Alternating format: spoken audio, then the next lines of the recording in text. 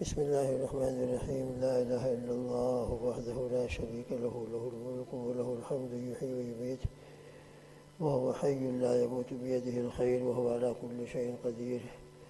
سبحان الله والحمد لله ولا إله إلا الله والله أكبر، ولا حول ولا قوة إلا بالله العلي العظيم. سبحان الله وبحمده عدد خلقه ورضا نفسه وزنة عرشه ومداد كلماته. سبحان الله بحمده سبحان الله العظيم. نستغفر الله العظيم ونتوب إليه.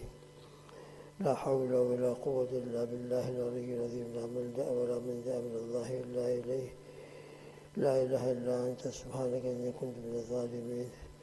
أصبحنا على فطرة الإسلام، أصبحنا على ملة الإسلام، أصبحنا على دين نبينا محمد صلى الله عليه وسلم، أصبحنا على ملة أبينا إبراهيم حنيفا وما أنا من المشركين. الحمد لله الذي هدانا لهذا وما كنا لنهتدي لولا أن هدانا الله. الحمد لله الذي تواضع كل شيء لعظمته. الحمد لله الذي ذل كل شيء لعزته. الحمد لله الذي خضع كل شيء لملكه. ونشهد أن لا إله إلا الله وحده لا شريك له، إلها واحدا أحدا صمدا، لم يتخذ صاحبة ولا ولدا ولم يكن له كفوا أحد. ونشهد أن سيدنا وحبيبنا وسندنا ومولانا محمد عبده ورسوله، صلوات الله وسلامه على سيد الأولين والآخرين، خاتم الأنبياء والمرسلين، قائد الغر المحضرين إلى جنات النعيم، سيدنا محمد وعلى آله وأصحابه وأزواجه وأتباعه أجمعين، وبارك وسلم تسليما كثيرا كثيرا. أما بعد،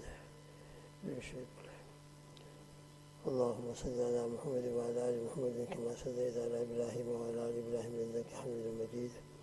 اللهم بارك على محمد وعلى آل محمد كما باركت على إبراهيم وعلى آل إبراهيم إنك حميد مجيد. أعوذ بالله من الشيطان الرجيم. بسم الله الرحمن الرحيم. تبت يدا أبي لهب وتب، ما أغنى عنه ماله وما كسب، سيصلى نارا ذات لهب وامرأته. صدق الله العظيم. سیصلہ نارا ذاتہ. ابو لہب کے بارے میں کل ذکر ہوا تھا کہ کس طریقے سے دنیا سے اس کی وفات ہوئی اور کس ذلت کے ساتھ وہ دنیا سے گیا ہے. اللہ ہم سب کی حفاظت فرمائے. سوء خاتمہ سے اللہ ہم سب کو، ہمارے بچوں کو، نسلوں کو، آپ کو، آپ کے گھر والوں کو، سب کو اللہ محفوظ رکھے. اپنے وقت پر اپنے رحمت سے، اپنے کرم سے ایمان والی موت، اپنی رضا والی موت، اور جب تک زندگی ہے یا اللہ استقامت والی زندگی عطا فرما. تو بہرحال دنیا میں تو اس کا یہ انجام ہوا. مرنے کے بعد کیا ہوا؟ تو مرنے کے بعد سیصلیٰ نارا ذات لہب، وہ عن قریب شعلے والی آگ میں داخل ہوگا. وہ امرأتہ کے اندر دوسرا اس کی عورت کا تذکرہ ہے.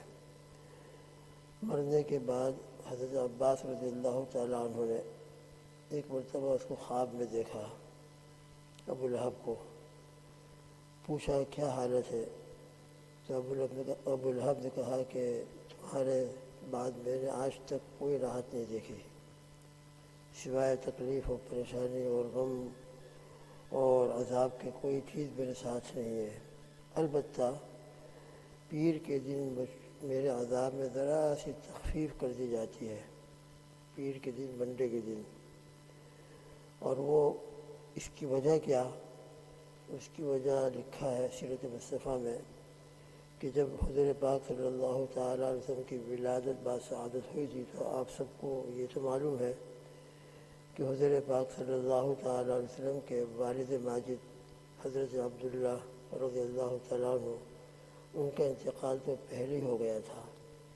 تو آپ جب دنیا میں تشریف لائے ہیں، یتیمی کی حالت میں تشریف لائے ہیں. اور جو بچہ یتیم پیدا ہوتا ہے ویسے بھی لوگوں کو اس سے ذرا شفقت ہوتی ہے، خاص کر ان کے خاندان والوں کو اور زیادہ ہوتی ہے. تو ابو لہب چونکہ آپ کا سگا چچا تھا، ابو لہب کی ایک باندی تھی سویبہ، اس نے جا کر ابو لہب کو یہ خوشخبری سنائی کہ تمہارے بھائی مرحوم کے یہاں لڑکا پیدا ہوا ہے. تو اس نے یہ خوشخبری سن کر سویبہ کو انگلی کا اشارہ کیا تھا اور آزاد کر دیا تھا، انگلی کے اشارے سے آزاد کر دیا تھا۔ اور پھر یہی سویبہ جو باندھی تھی، بعد میں آپ صلی اللہ تعالی علیہ وسلم کو کچھ دن دودھ بھی پلایا ہے۔ خیر سویبہ کا حال تو اپنی جگہ پر، لیکن ابو لہب نے جو پیر کا دن تھا، ولادت باسعادت آپ کی پیر و منڈے کو ہوئی تھی، یہی ٹائم تہجد کا وقت تھا، اور یہ صبح کو خبر ملی ہوگی پیر کے دن یا جب بھی ملی ہو، تو خوشی کے اندر انگلی کا اشارہ کیا تھا کہ میرے مرحوم بھائی کے یہاں لڑکا پیدا ہوا ہے، بیٹا پیدا ہوا ہے، تو سویبہ باندھی کو آزاد کیا تھا۔ تو بس ابو لہب یہی کہتا ہے کہ پیر کے دن، منڈے کے دن، چونکہ میں نے انگلی کا اشارہ کر کے جو آزاد کیا تھا، بس انگلی کے بقدر مجھ کو پانی دیا جاتا ہے پیر کے دن، منڈے کے دن، اور منڈے ہی کے دن ذرا مجھ کو عذاب کے اندر ذرا ہلکا اور تخفیف کر دی جاتی ہے، باقی کوئی راحت میں نے نہیں دیکھی۔ بس ہمارے لیے اس کے اندر بڑی عبرت بھی ہے، اور اس میں ہمارے لیے ایک بہت بڑا سبق بھی ہے کہ ابو لہب نے حضور پاک صلی اللہ تعالی علیہ وسلم کی ولادت کی خوشی میں اپنی باندھی کو آزاد کیا، اور آزاد کرتے وقت انگلی کا اشارہ کیا تھا۔ یہ محبت تھی اس کی دل میں پیدائش کے وقت میں۔ بعد میں اللہ ہم سب کو اپنے ایمان کے قدر کی توفیق عطا فرمائے۔ جب ایمان کی دعوت دی ہے آپ صلی اللہ تعالی علیہ وسلم نے اور سب کو جمع کیا ہے، تو جیسا کہ سورہ لہب کے شان نزول کے اندر یہ تذکرہ آیا تھا کہ آپ صلی اللہ تعالی علیہ وسلم نے خصوصی طور پر وَأَنذِرْ عَشِيرَتَكَ الْأَقْرَبِينَ، آپ اپنے قریبی رشتہ داروں کو ڈرائیے، عذاب جو دردناک ہونے والا ہے اس سے ان کو ڈرائیے۔ تو اس آیت کے نزول کے بعد آپ نے سب کو جمع فرمایا تھا صلی اللہ علیہ وسلم، پورا واقعہ آپ کے سامنے بار بار آیا ہے۔ تو اس وقت ابو لہب نے آپ کی مخالفت کی، اور پھر اس کے بعد تکلیف ہی تکلیف پہنچاتا رہا۔ آپ صلی اللہ تعالی وسلم کو صرف ایک موقع پر نہیں، بلکہ جب بھی آپ صلی اللہ علیہ وسلم کبھی دعوت کے لیے نکلتے تھے، کبھی بازاروں میں جا کر دعوت دیتے تھے، تو پیچھے پیچھے آپ کے ہو جاتا تھا، اور راستے میں آپ کا مذاق اڑاتا، آپ کو تکلیفیں پہنچاتا، کبھی آپ کو پتھر مارتا۔